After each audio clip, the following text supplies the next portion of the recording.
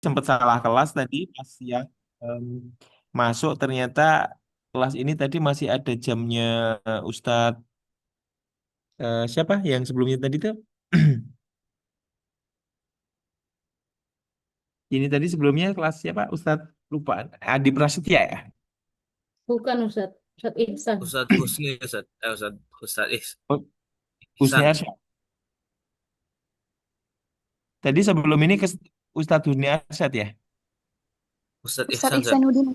Oh Ustadz Ihsanuddin ya. Nah, ya kita akan lanjutkan. Alhamdulillah pertemuan yang keempat ya, kalau tidak salah empat ya.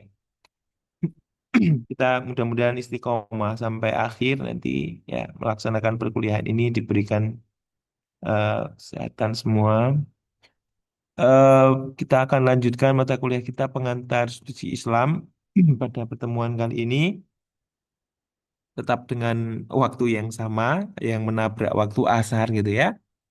Dan Ana sendiri sekarang posisinya sudah di masjid karena baru safar. Tadi habis pada duhur jam 12 lebih 40 ya. Itu mengampu dan baru selesai di 14.25 ini tadi barusan. Dan ini masih di masjid karena baru safar di perjalanan. Memang tadi ada duhur ya sekalian ngajar di masjid. Sampai sekarang ini masih di masjid ya. Nanti kalau ada azan ya kita berhenti, kita sholat dulu gitu. Kita lanjutkan setelah seperti biasa. eh, Bagi yang Wita ataupun Indonesia Timur Tengah ya, silahkan bisa menyesuaikan. Karena kita di WIB Indonesia Barat, tapi di Jogja juga ya. Mungkin akan berbeda dengan yang di Sumatera, apalagi Aceh gitu. Saya kira kita fleksibel saja lah, karena memang menabrak waktu sholat ya jadwalnya itu. Nanti untuk presensi, Afwan itu juga silahkan nanti dikirim saja yang tidak masuk alfa, izin maupun sakit di WA Group kita. Karena memang kemarin dari hari Kamis, qadarullah, Anda itu disibukkan dengan blokir WA, spam ya. Jadi dari pihak WA ada blokir spam karena dianggap masuk spam. Karena kemarin sempat ada peristiwa musibah anak itu yang sering ya minjem HP gitu dan kemudian kemarin tiba-tiba ngeheng kira-kira 15 menit tidak bisa dimatikan dan lain sebagainya. Terus sempat gerak-gerak sendiri, kedip-kedip dan lain sebagainya. Kemudian M-Banking di uninstall tidak bisa. M-Banking itu di uninstall, masuk lagi, di uninstall, masuk lagi, muncul kalkulator install baru, kalkulatornya dipencet, munculnya PIN, dan banyak yang mencurigakan gitu ya. HP panas, banyak sekali gitu ya. Hal-hal mencurigakan. Akhirnya riset pabrik, dan setelah riset pabrik, qadarullah aktivasi WA itu berhasil, tapi sorenya diblokir. Dia ajukan peninjauan lagi blokir, ajukan peninjauan lagi blokir sampai tadi pagi karena konsultasi dengan teknisi HP-nya selama ini yang diatasi gitu ya dari teknisi HP ganti nomor gitu ya. Jadi di flash total HP bersihkan, kemudian ganti nomor baru dan nomor lama itu bisa dipakai tetapi ketika didaftarkan WA pasti akan terblokir katanya seperti itu. Dan benar tadi tak coba lagi diblokir lagi gitu selama 1 jam penggunaan.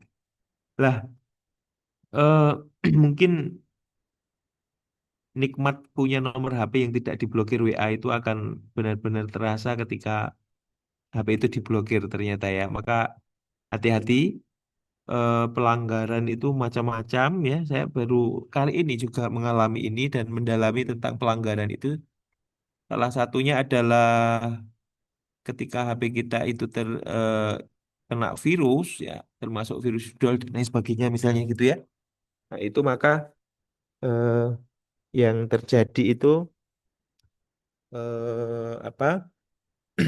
Dari pihak WhatsApp itu akan menganggap membahayakan, membahayakan bagi security di WhatsApp-nya gitu ya. Saya kira gitu nih teman-teman. Eh,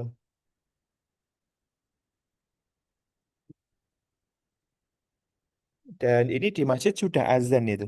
Di Jogja sudah azan ya ini ya, memang ya.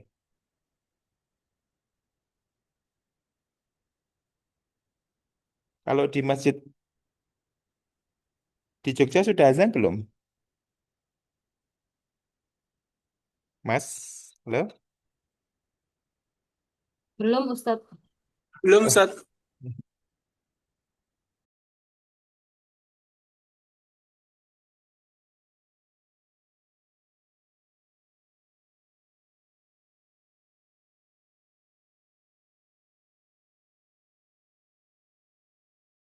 Lima menit lagi, Ustaz. 14.45.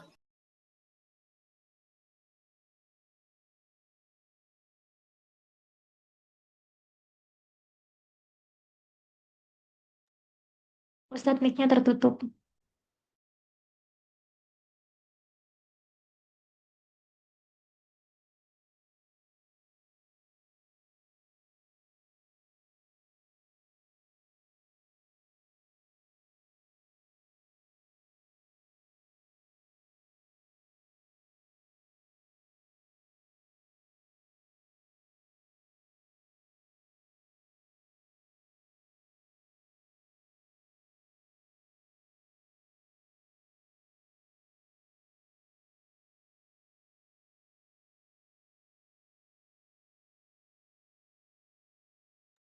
ya, kita lanjutkan. Afwan, muazinnya sudah datang di masjid ya. 5 menit lagi memang udah azan, tapi nggak apa-apa lah, lah bahasa. Kita lanjutkan aja fleksibel saja ketika azan ya kita berhenti. Jadi untuk kemarin kita sudah bahas tentang konsep yang namanya unity of knowledge ya. Unity of knowledge, apa itu kesatuan ilmu pengetahuan bahwa apa? Hmm, Allah sebagai sumber dari ilmu pengetahuan ya. Kita belajar itu lewat ayat-ayat. Ya. Sebetulnya gitu ya. Jadi ketika kita berbicara tentang unity of knowledge, maka semua sumber ilmu pengetahuan itu tidak lain adalah ayat-ayatnya Allah, gitu ya. Saya ulang lagi bahwa yang kita sebut sebagai misalnya apa, ada alam semesta gitu ya, dan seisinya manusia misalnya gitu ya. Alam semesta dan seisinya termasuk manusia kita semua ini itu dalam konteks ketika kita mencari em, kesatuan ilmu pengetahuan lewat teori unity of knowledge, maka semuanya itu sebetulnya ayat-ayat Allah itu ya. Dan itu memang di dalam syariat kita sama ya, bahwa ayat kauniyah ya itu begitu luas ya. Ayat kauniyah yang al-mautu nasihatun misalnya. Kematian yang sering kita lihat itu saja itu sebenarnya juga merupakan tanda-tanda kebesaran Allah ya. Nasihat bagi kita ya. Jadi Allah itu ayat itu kan sebenarnya tanda ya. Maka tanda-tanda Allah untuk menunjukkan kebesarannya kepada manusia. Tanda-tanda kebesaran Allah ini yang tersebar di alam itu ayat kauniyah. Lah, ilmu pengetahuan itu kan semuanya berbasis pada objek material ya. Jadi sesuatu itu disebut ilmu pengetahuan kalau proses munculnya itu secara ilmiah ya. Ilmiah itu memiliki syarat satu sistematis, dua logis, tiga objektif ya, empat empiris, lima verifikatif ya. Sistematis ya, munculnya itu tidak ujuk-ujuk tetapi melalui satu step by step yang secara sistematis bisa dijelaskan. Biasanya kita kenal sebagai sebuah metodologi ya, metodologi riset penelitian ya. Jadi di situ ada step by step. Kemudian bisa sampai pada satu kesimpulan hasil riset gitu ya misalnya. Kemudian ada logis, masuk logika, bisa ditangkap dengan logika. Kemudian tidak bertentangan dengan logika, logis, logik ya. Kemudian ada objektif, objektif itu artinya itu eh, sesuai dengan kenyataan gitu ya, tidak mengada-ada dan tidak dibuat gitu ya. Iya iya tidak tidak gitu ya. Kemudian ada empiris, empiris itu empirical. Empirical itu apa sih? Empirical itu adalah sesuatu yang bisa dijelaskan secara indrawi. Kalau itu bisa, kalau itu benda ya bisa ditangkap, bisa dipegang, bisa diraba, itu empirical. Bisa dilihat, bisa didengar, kayak gitu. Jadi empirical ya, empiris ya, nyata, nyata ya, sesuatu yang nyata, empirical. Kemudian ada verifikatif. Lah verifikatif itu bisa dipertanggungjawabkan, debatable juga, gitu kan. Jadi sesuatu yang verifikatif itu pasti debatable. Debatable itu apa? Bisa diperdebatkan kembali. Memang pada suatu masa itu ada kesepakatan dan tidak ada yang debatable terhadap itu. Tetapi karena ini verifikatif, maka justru membuka ruang debatable untuk mendebat untuk maka sesuatu yang ilmiah itu kadang digugurkan, kadang dikuatkan, kadang disempurnakan oleh ilmu pengetahuan yang lain. Nah, maka ada di dalam satu proses munculnya sebuah ilmu pengetahuan itu, yang ilmiah itu, ada dua objek. Yang pertama objek formal, yang kedua material. Atau objek material dulu baru formal, akan saya jelaskan. Jadi objek material itu bumi alam seisinya termasuk manusia. Objek material. Yang kedua ada objek formal. Objek formal itu apa? Objek formal adalah metode berpikir yang digunakan untuk menggali objek material. Itu namanya objek formal. Maka ada sesuatu yang difikirkan dan ada metode untuk memikirkan. Afwan ya, ini sudah azan. Kita sudahi dulu ya. Bisa dipahami ya, para Bisa, asatidzah Ustaz. sekalian? Nah, Baik, Ustaz. Ustaz. Ye, sudah azan. Selamat menunaikan ibadah sholat asar. Ye. Quality of knowledge ya. Pengetahuan. Jadi bahwa ilmu pengetahuan itu eh, sumber dari Allah melalui ayat kauniyah dan Qur'aniyah sehingga manusia itu di dalam menangkap itu semua itu menggunakan nalar ya.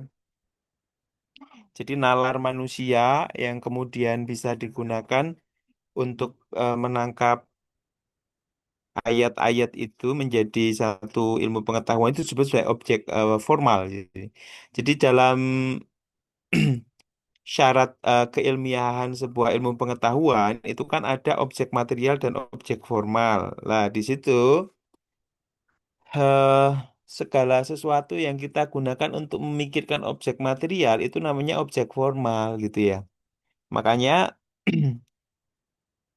em,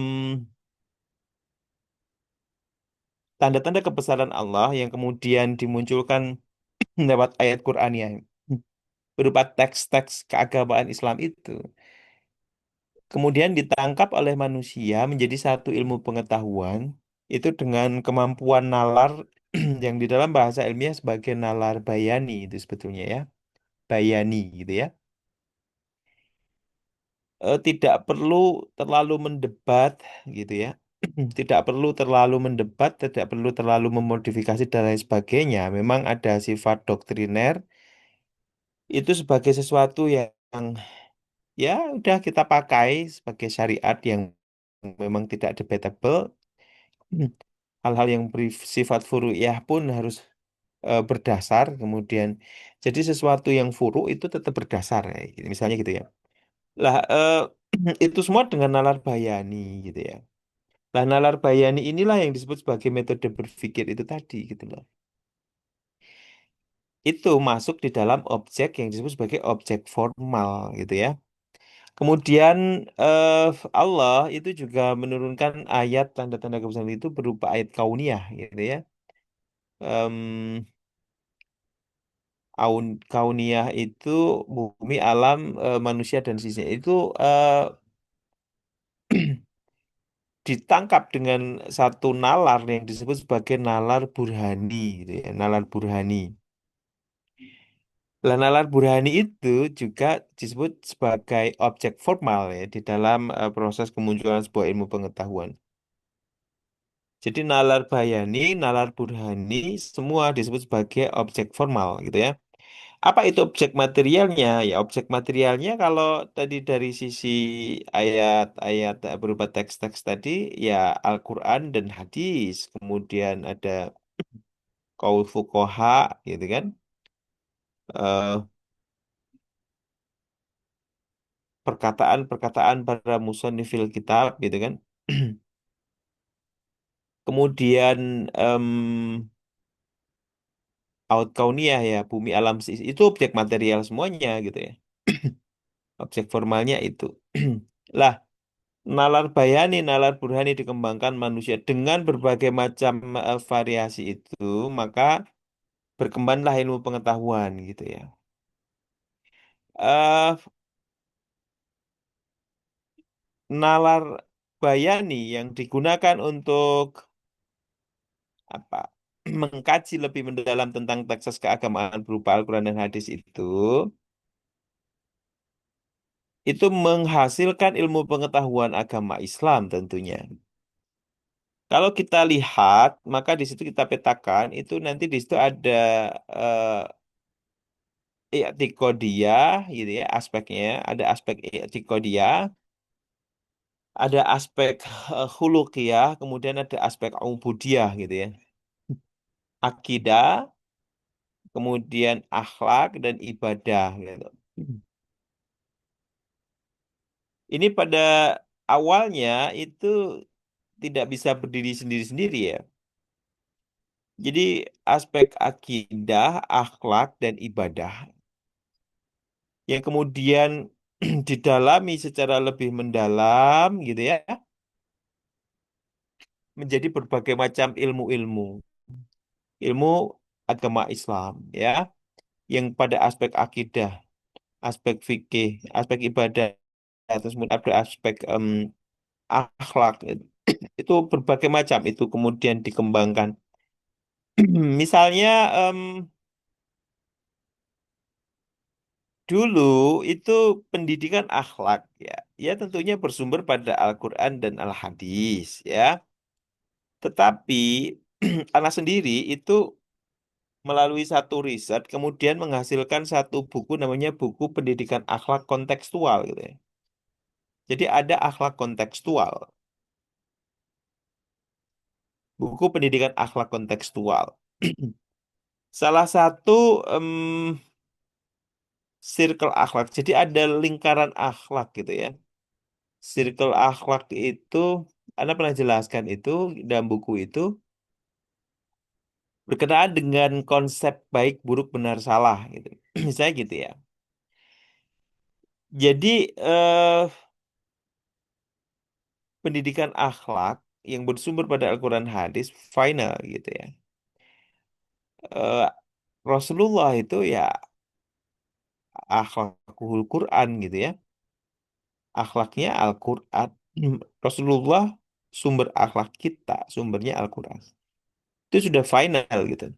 Tetapi lewat pengembangan nalar bayani tadi itu kemudian dihubungkan dengan nalar burhani misalnya. Maka pada tahap eh, yang lain pada objek formal itu kemampuan berpikir memikirkan ayat-ayat itu tadi, objek material tadi tidak hanya nalar bayani itu berdiri sendiri, nalar burhani berdiri sendiri sebagai metode untuk memikirkan itu ayat Quraniyah dan kauniyah, tetapi kemudian menjadi konvergen gitu ya. Maka metode berpikir itu juga mengalami konvergensi gitu ya. Konvergen berkawin gitu ya menjadi satu gitu ya, saling bersinggungan, saling melengkapi. Pendidikan akhlak kemudian ditambah dengan kontekstual teaching and learning misalnya. Dalam ilmu pembelajaran itu, pendidikan itu ada namanya kontekstual teaching and learning, pembelajaran berbasis kontekstual gitu. Di situ ada konstruksivisme pengetahuan. Maka di situ akhlak itu kemudian dikaitkan dengan eh, strategi akhlaknya menggunakan CTL, contextual teaching and learning misalnya gitu. Maka muncullah di situ pendidikan akhlak kontekstual. Ada satu konsep yang kemudian ditemukan di situ dalam buku Anda itu, konsep baik, buruk, benar, salah gitu ya. Secara konteks itu manusia itu sering membedakan antara baik dan buruk dan juga membedakan benar dan salah gitu. Kapan terma baik, buruk, benar, salah itu digunakan gitu ya. Ini menjadi debatable gitu kan. Kadang orang itu pada masalah positioning terhadap penggunaan terma baik, buruk, benar, salah itu debatable. Memposisikan kapan itu mengatakan baik, kapan itu buruk, kapan benar, kapan salah itu debatable. Maka di dalam buku pendidikan akhlak kontekstual kemudian saya pernah menjelaskan itu konsep baik, buruk, benar, salah. Jadi di situ ada satu apa diagram gitu ya, bahwa baik buruk terus kemudian benar salah itu tidak memiliki level yang sama gitu ya. Hmm. Jadi levelnya tidak sama. Itu di situ saya bedakan di dalam buku pendidikan akhlak kontekstual saya itu. Maka orang jangan kemudian memposisikan baik benar gitu kan, eh, buruk salah gitu. Ini dua hal yang berbeda gitu ya. Bisa jadi sesuatu yang baik juga salah gitu. Bisa jadi sesuatu yang buruk itu tapi benar, itu bisa jadi loh. Gitu. Ini buruk tetapi benar, itu bisa jadi gitu ya. Nah, yang disebut sebagai perbuatan akhlak itu yang mana gitu? Itu dalam buku Anda jelaskan itu. Ya sesuatu yang baik dan benar gitu. Lah, maka orang kadang-kadang tidak mencapai akhlak yang sempurna misalnya. Dalam situasi konteks itu orang tidak bisa memilih hanya satu pilihan, tetapi ada alternatif lain yang harus dipilih gitu. Nah, itulah yang coba Ana suguhkan tentang pendidikan akhlak kontekstual. Satu contoh gampang misalnya seperti ini. Ada seorang pelacur, ibu apa wanita gitu ya, yang menjual diri gitu, pelayan apa eh, jual diri gitu ya. Lah, mengetahui profesinya itu tidak baik lah. Ini secara konteks itu banyak lah hal seperti ini. Jadi dia sebagai wanita yang menjual diri itu penghibur, tetapi memahami bahwa apa yang dilakukan itu tidak baik dan tidak benar gitu. Ya tetap dilakukan, tetapi sadar bahwa itu salah. Ah, maka banyak sekali kasus kemudian dia punya anak misalnya, berkeluarga tetap menjalani profesi itu bahkan sampai punya anak. Banyak sekali kasus seperti itu. Lah, tidak ada satupun yang menginginkan anaknya sama seperti dia, misalnya gitu. Jadi ada seorang wanita penghibur yang jual diri, kemudian punya anak, anaknya tidak ingin seperti dia, kemudian anaknya dibiayai sekolahnya, mengajinya, les kursus keterampilan, segala investasi hal kebaikan, bahkan sampai dikuliahkan sama ibunya supaya tidak menjadi seperti dirinya. Jadi itu secara konteks di sosial masyarakat kita ya banyak yang terjadi seperti itu. Dia maling, sadar maling itu salah, tetapi punya anak dan tidak ingin anaknya seperti dia, dibiayai macam-macam gitu. Lah ini kita harus bedah dengan satu pendekatan akhlak kontekstual tadi gitu ya. Eh, Jangan sampai kemudian kita menjatuhkan satu stigma, kesimpulan, conclusion bahwa ya ini ya orang ini sudah eh, buruk dan salah misalnya gitu ya. Maka kita bisa bedah lewat konsep pendidikan akhlak kontekstual yang kemudian Anda jelaskan dalam buku. Coba ada yang bisa eh, berkomentar enggak? Kalau menggunakan istilah baik dan buruk, kemudian benar dan salah, ini termasuk yang mana gitu ya? Ya, seorang wanita penghibur menjual diri, tapi tidak ingin anaknya seperti dia, kemudian anaknya disekolahkan, mengaji, les, keterampilan, mengembangkan diri, bahkan sampai kuliah. Nah, itu semua. Kalau fenomena seperti ini kira-kira gimana ini? Coba ada yang bisa berkomentar, Tafadhol? Menggunakan konsep baik, buruk, benar, salah itu tadi. Siapa yang bisa berkomentar? Afwan Ustadz mau tanya, ibunya itu belum bertaubat ya Ustadz? Belum, tetapi dia sadar itu salah dan dia punya anak. Sebagai orang tua, dia bertanggung jawab anaknya itu disekolahkan, bahkan mengaji pun didukung gitu ya. Didukung untuk memahami agama supaya anaknya tidak sama seperti dia. Maka sampai kuliah itu. Dan ini real loh, banyak terjadi seperti ini. Itu gimana coba? Coba dibedah dengan satu konsep baik, buruk, benar, salah itu. Kalau ada stylist pen, sebenarnya saya ingin berbagi layar ya, tetapi baru tidak membawa laptop stylist pen itu, membawa notebook saya. Tafadhol, siapa yang mau jelasin? Karena manusia punya fitrah. Gimana? Tafadhol. Penjelasannya gimana itu? Kalau dari sisi baik, buruk, benar, salah itu mana yang tepat diberikan kepada seorang ibu tadi itu? Jadi ada konsep baik, buruk, benar, salah. Gimana, Tafadhol? Secara naluri, seorang ibu jelas tahu mengetahui bahwa hal itu tuh sesuatu yang salah gitu, tapi tidak bisa ditinggalkan. Maka dia ingin anaknya lebih baik gitu, Ustaz. Kembali kepada fitrahnya dia. Kalau konsepnya baik gitu.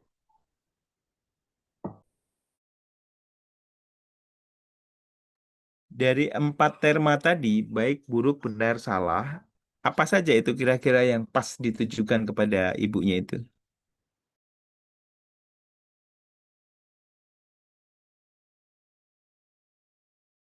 Baik dan salah, Ustadz. Ini dengan Niatnya siapa baik, ini? caranya salah. Dengan siapa ini tadi? Yang Putra dulu, habis itu baru yang Putri. Yang Ikhwan dulu tadi Zulkur, siapa tadi? Zulkarnain, Ustadz. Oh ya, Mas Zulkarnain, Tafadhol. Gimana tadi? Menjawab apa? Kemudian diterangkan. Kalau menurut anak itu termnya yang cocok, baik dan juga salah. Kan kalau baik dan buruk itu kan menurut yang Anda tahu ya Ustadz, tapi ini itu kan subjektif ya Ustadz, tergantung apa namanya konteks yang melakukan kayak gitu. Nah di sini si ibu itu melakukan apa menjual diri tadi dalam rangka untuk menghidupi anaknya kayak gitu, dan itu adalah perbuatan yang baik kayak gitu. Tapi sementara benar dan salah itu kan tinjauannya objektif kayak gitu. Sementara kalau kita lihat dari tinjauan syariat, menjual diri apapun alasannya ya tetap keliru Ustaz. Jadi termnya mungkin menurut anak itu baik dan juga salah kayak gitu.